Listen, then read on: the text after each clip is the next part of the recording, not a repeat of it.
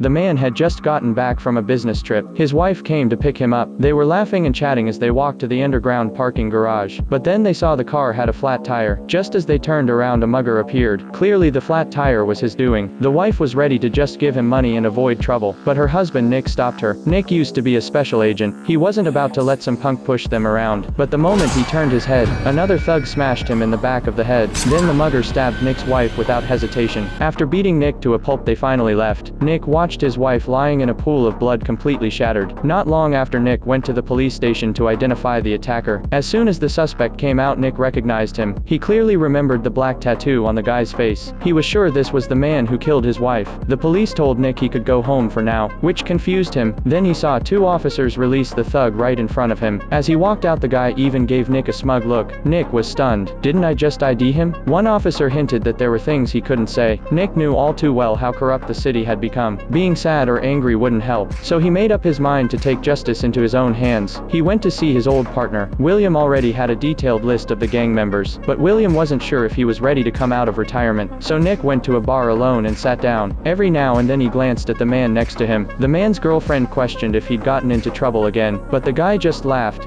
and pulled out a wallet to give her. It was his wife's wallet. Then the guy grabbed a cue ball from the pool table, placed it on the bar counter, aimed it at Nick's glass, and suddenly took off running.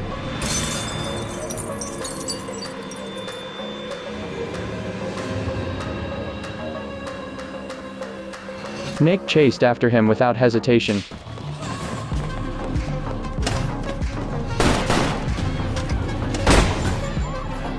They ran out of the bar into a pitch-black open field. Out of nowhere, the guy popped up behind Nick. Nick spun around and knocked the gun from his hand, demanding to know why he killed an innocent woman. The guy was cocky and arrogant, talking trash while trying to reach for the gun on the ground. But just then William showed up. The two of them worked together like old times to take him down. What they didn't know was that someone was filming everything from the shadows.